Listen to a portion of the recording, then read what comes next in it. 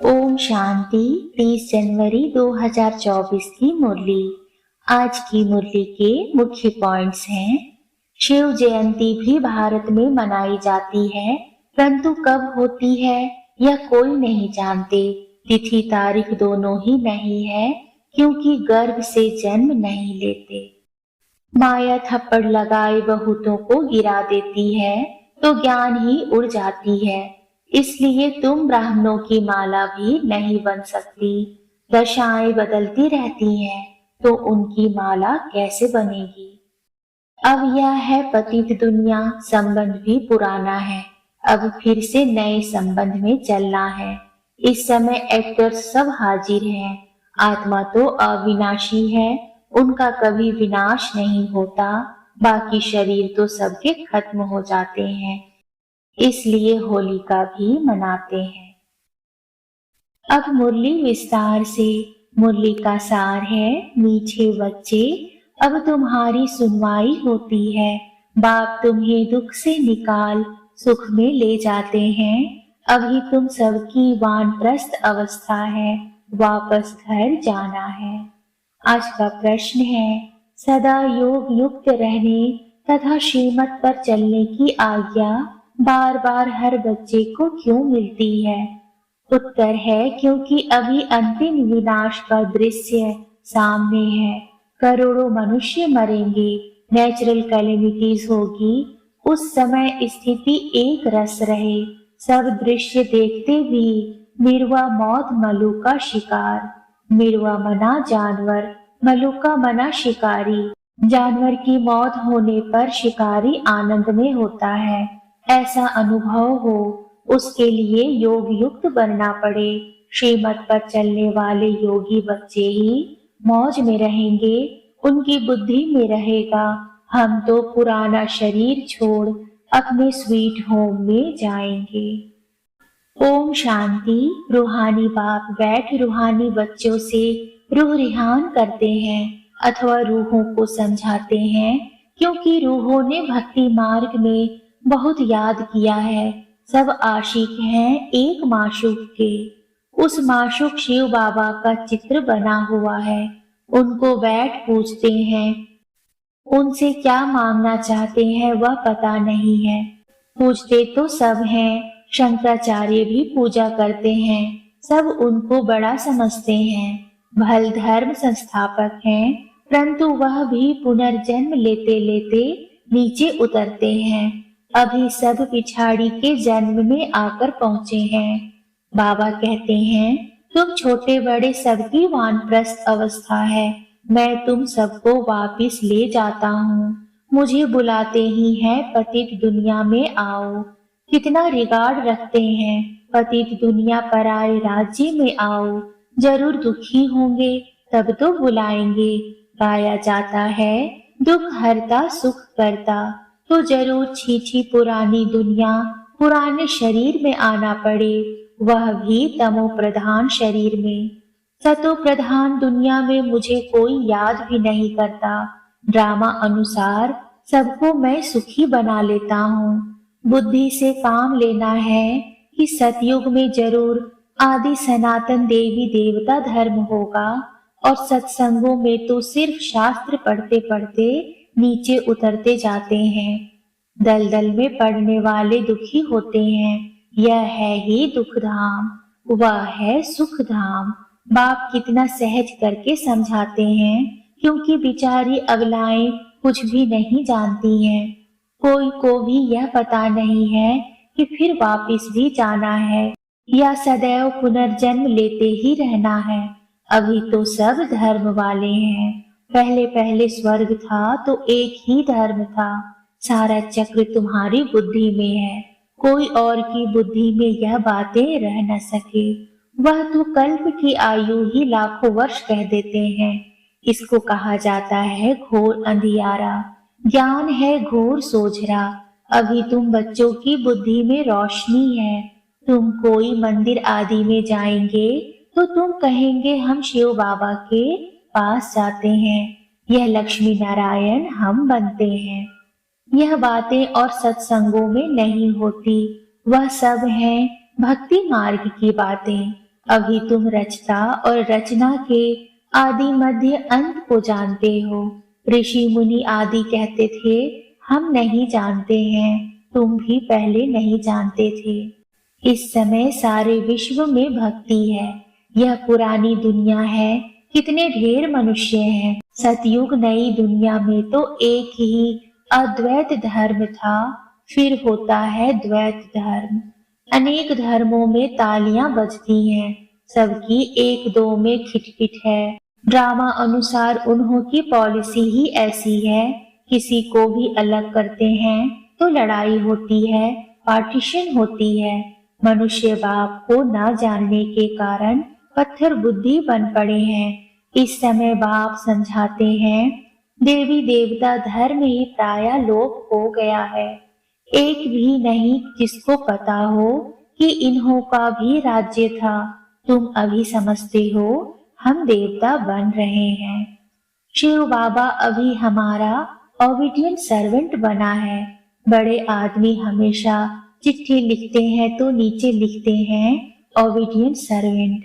बाप भी कहते हैं हम ओबीडिएंट सर्वेंट हैं, तो दादा भी कहते हैं हम ओबीडिएंट सर्वेंट हैं। हम फिर 5000 वर्ष के बाद हर कल्प के पुरुषोत्तम संगम युग में आते हैं। बच्चों की आकर सेवा करते हैं।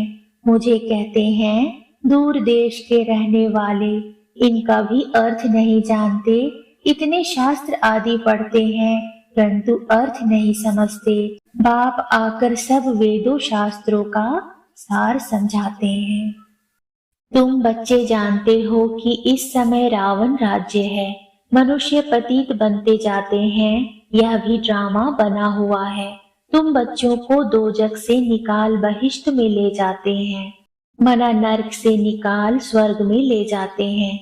उनको ही गार्डन ऑफ अल्लाह कहते हैं, मना अल्लाह का बगीचा। कलयुग में है कांटों का जंगल, संगम युग पर फूलों का बगीचा बन रहा है। फिर वहां सतयुग में तुम सदा सुखी रहते हो, एवं हेल्दी एवं वेल्दी बन जाते हो। आधा कल्प सुख फिर आधा कल्प दुख, यह चक्र फिरता ही रहता है, इनकी एंड होती नहीं है। सबसे बड़ा बाप आते हैं, सबको शांति धाम सुख धाम में ले जाते हैं। तुम जब सुख धाम में जाते हो तो बाकी सब शांति धाम में रहते हैं। आधा कल्प है सुख का, आधा कल्प है दुख का, उनमें भी सुख जास्ती है। अगर आधा आधा होता तो टेस्ट क्या आएगी। भक्ति मार्ग में भी बहुत धनवान थे। अभी तुमको याद आता है कि हम कितने धनवान थे। हम बहुत धनवान जब दिवाला मारते हैं तो याद आता है कि हमारे पास क्या क्या था, कितना धन था। बाप समझाते हैं भारत साहूकार था, पैराडाइज था। अब देखो कितना गरीब है, गरीबों पर ही रहम पड़ता है। अब एकदम कंगाल बन पड़े हैं, भीख मांग रहे हैं। जो सॉल्वेंट थे अब इंसॉल्वेंट बन पड़े हैं, मना दिवालिया हो गए हैं। यह भी नाटक है। बाकी जो भी धर्म आते हैं वह बाय प्लॉट है, मना इनका वर्णों से कोई संबंध नहीं। कितने धर्म के मनुष्य विधि को पाते रहते हैं। भारतवासियों के ही 84 जन्म हैं। एक बच्चे ने और धर्मों का हिसाब किताब निकाल कर भेजा था, परंतु जास्ती इन बातों में जाने से कोई फायदा नहीं। यह भी वेस्ट ऑफ टाइम हुआ। इतना समय अगर बाप की याद में रहते तो कमाई होती।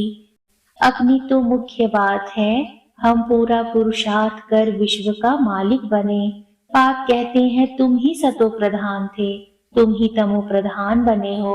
84 जन्म भी तुमने लिया है, अब फिर वापस चलना है, बाप से वर्षा लेना है। तुमने आधा कल्प बाप को याद किया, अब बाप आए हैं तुम्हारी सुनवाई होती है। बाप फिर से तुमको सुखधाम में ले जाते हैं। भारत के उत्थान और पतन की भी जैसे एक कहानी है। अब यह है पतित दुनिया, संबंध भी पुराना है। अब फिर से नए संबंध में चलना है। इस समय एक्टर्स सब हाजिर हैं, इनमें कोई फर्क नहीं पड़ सकता है। आत्मा तो अविनाशी है। कितनी ढेर आत्माएं होगी, उनका कभी विनाश नहीं होता। इतनी करोड़ों आत्माओं को पहले तो वापिस जाना है, बाकी शरीर तो सबके खत्म हो जाते हैं, इसलिए होलिका भी मनाते हैं। तुम जानते हो हम सो पूज्य थे, फिर पुजारी बने, अब फिर पूज्य बनते हैं।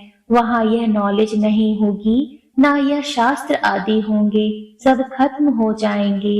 जो योग युक्त होंगे, श्रीमत पर चलने वाले होंगे, वह सब कुछ देखेंगे। कैसे अर्थक्वेक में सब खलास होता है, अखबारों में भी पढ़ता है कैसे गांव के गांव खत्म हो जाते हैं। बॉम्बे पहले इतनी नहीं थी, समुद्र को सुखाया फिर समुद्र हो जाएगा। यह मकान आदि सब कुछ नहीं रहेगा। सतयुग में मीठे पानी पर महल होंगे, खारे पानी पर होते नहीं, तो यह रहेंगे नहीं। एक ही उछल समुद्र की आई तो सब खत्म हो जाएंगे। बहुत उपद्रव होंगे, करोड़ों मनुष्य मरेंगे, अनाज कहाँ से आएगा? वो लोग भी समझते हैं आफतें आनी है। मनुष्य मरेंगे तो जो योग युक्त होंगे वह उस समय मौज में रहेंगे। मिर्वा मौत, मलू का शिकार। बर्फ की बरसात पड़ने से ढेर मनुष्य मर जाते हैं। बहुत नेचुरल कैलेमिटीज होगी, यह सब खत्म हो जाएंगे। इनको कहा जाता है नेचुरल कैलेमिटीज, गॉडली कैलेमिटीज नहीं कहेंगे। गॉड को दोष कैसे देंगे? ऐसे भी नहीं, शंकर ने आंख खोली तो विनाश हो गया। यह सब है भक्ति मार्ग की बातें।